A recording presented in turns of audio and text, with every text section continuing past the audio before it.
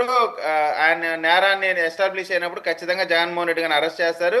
అది చంద్రబాబు నాయుడు గారు తాడేపల్లిలో ఉన్నా, హైదరాబాద్లో ఉన్నా, లేదా సింగం ఎక్కడున్నా సరే అరెస్ట్ అనేది ఖచ్చితంగా జరిగి తీరుతుంది. అందులో అనుమానాలు పడాల్సిన అవసరం లేదు. ఇందాక రమేష్ గారు కూడా అనేక మాటలు చెప్పారు. సినిమాల్లో చెప్పిన డైలాగులు బయట చెప్తే తప్పేందా?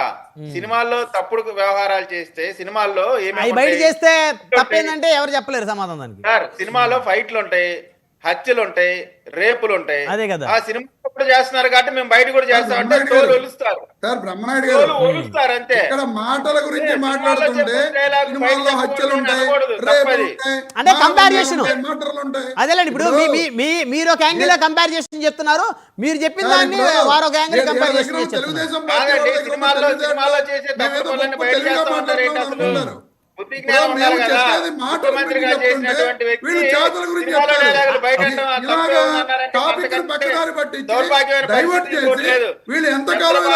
ఓకే రమేష్ గారు ఆగండి, మీ సమయంలో మాట్లాడుతున్నారు.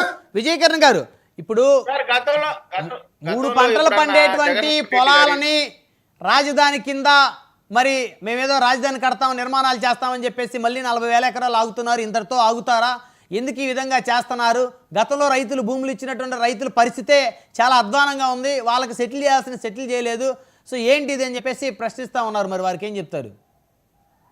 సార్ ఇప్పుడు కొత్తగా సేకరిద్దాం అనుకున్నది నాకు తెలిసి ఇప్పుడు ముందుకు వెళ్తున్నటువంటి పరిస్థితి అయితే లేదు. రోడ్లకు సంబంధించి నిన్న పార్థసారథి గారు కూడా చెప్పారు, కేవలం రోడ్లు ఆ ఎక్స్టెన్షన్స్ లో అవసరమైన దగ్గర మాత్రమే భూ సమీకరణ అంటే కాంపన్సేట్ చేసి ఇప్పుడు ఇక్కడ తీసుకున్నది పూలింగ్, అక్కడ తీసుకున్నది భూ సమీకరణ చేసి ఎక్కడ అవసరమో రోడ్లు కనెక్టివిటీ ఉన్నాయి వాటి వరకు తీసుకునేటువంటి ప్రయత్నం చేస్తా ఉన్నారు. తర్వాత సింగపూర్ వెళ్ళేటువంటి దాంట్లో వ్యక్తిగత పర్యటన అంటున్నారు. వ్యక్తిగత పర్యటన అంటే లండన్ లో దిగి 2 రోజులు మాయమైపోయి మళ్ళీ 3వ రోజు ప్రత్యక్షమైతే అది వ్యక్తిగత పర్యటన. ఇవాళ చంద్రబాబు నాయుడు గారు వినండి, రమేష్ గారు దయచేసి వినండి, వారి సమయం తప్పు మాట్లాడుతున్నారు. వ్యక్తిగత పర్యటన అని నేను అనలేదు. ఆయన అక్కడికి వెళ్ళి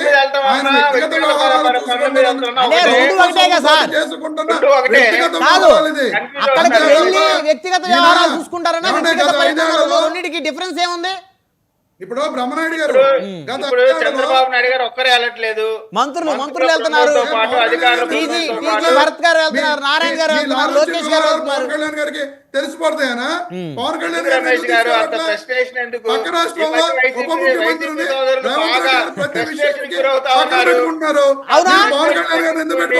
విజయకర్ గారు ఒక నిమిషం ఆగండి. పక్క రాష్ట్రంలో ఉప ముఖ్యమంత్రి పక్కన పెట్టుకుంటున్నారు, పవన్ కళ్యాణ్ గారిని ఎందుకు తీసుకెట్టలేరు అనే కదా మీరు అడుగుతుంది క్లియర్ గా.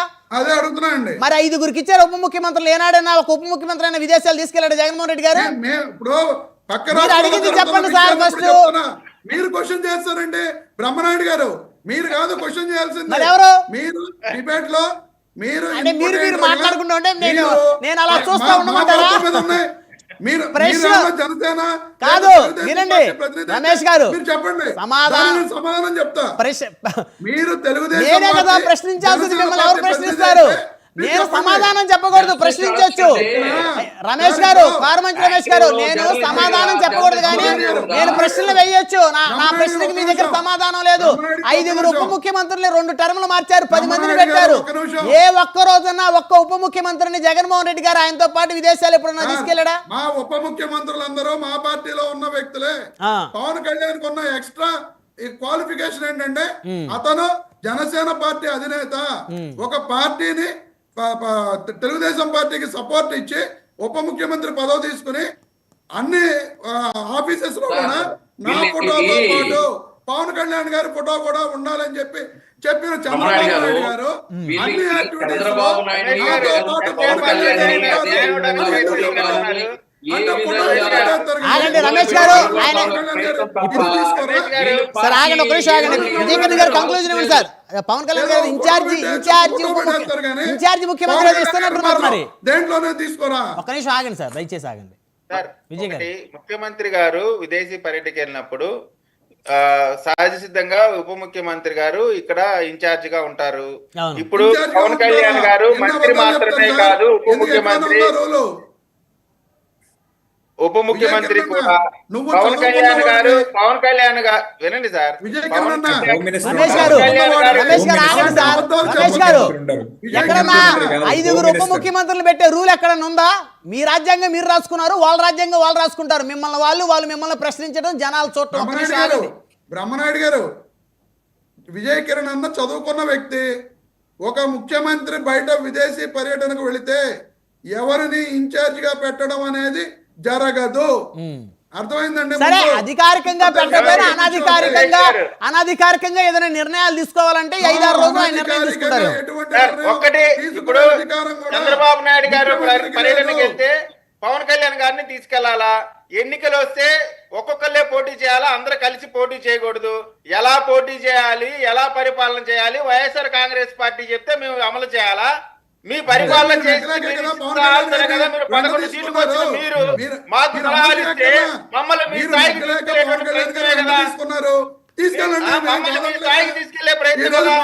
పవన్ కళ్యాణ్ గారు చెప్తానండి, పవన్ కళ్యాణ్ గారు ఎవరు బయటికి తీసుకెళ్ళినా తీసుకెళ్ళకపోయినా పవన్ కళ్యాణ్ గారు ఇండివిజువల్ గా మీకు ఏ అసెంబ్లీలో అయితే మీరు అవమానపరిచారో, ఏ గేట్ అయితే పట్టుకొని ఉన్నారో అదే గేట్ మిమ్మల్ని పట్టుకోనీయకుండా చేసినటువంటి మొనగాడు పవన్ కళ్యాణ్ గారు. ఆ ఏ పవన్ కళ్యాణ్ అయితే మీరు అవమానకరంగా మాట్లాడారో అదే పవన్ కళ్యాణ్ మిమ్మల్ని 11 సార్లు కూర్చోబెట్టాడు. గుర్తుపెట్టుకోండి, ఇప్పటికి కూడా పవన్ కళ్యాణ్ గారు ఒక్క నిమిషం అండి. సార్ దయచేసి ఒక్క నిమిషం ఆగండి, నా మాట కూడా వినండి. విజయ్ కిరణ్ గారు ఒక్క నిమిషం ఆగండి. రమేష్ గారు, కారుమంచి రమేష్ గారు, 2 నాలుకల ధోరణి. ఇప్పుడే మీరు ఏమన్నారు? పవన్ కళ్యాణ్ గారు లేకపోతే మీరు గెలిచేవాళ్ళు కాదని వాళ్ళు అన్నారు. మళ్ళీ వెంటనే ఒక్క నిమిషం కూడా గ్యాప్ లేకుండా ఏమన్నారు? మీతో కలిసి పోటీ చేయకపోతే పవన్ కళ్యాణ్ గారు అసలు గేట్ కూడా తాకేవాడు. ఏంటి సార్ ఇది? ఒకే డిబేట్ లో 2 మాటలు మాట్లాడమాకండి సార్. ఇప్పుడు ఒక స్టేట్మెంట్ ఈ డిబేట్లు ఇవ్వండి, ఇంకో డిబేట్ లో ఇంకో స్టేట్మెంట్ ఇవ్వండి, మీకు కూడా బాగుంటుంది చూసే వాళ్ళకి. ఇప్పుడే అన్నారు పవన్ కళ్యాణ్ గారు లేకపోతే తెలుగుదేశం పార్టీ లేదన్నారు, మళ్ళీ తెలుగుదేశం పార్టీ లేకపోతే ఆయన అసలు గేట్ దాటలేదన్నారు. పరస్పరం సహకరించుకోబట్టి వాళ్ళిద్దరు కూడా అక్కడ ఉన్నారు.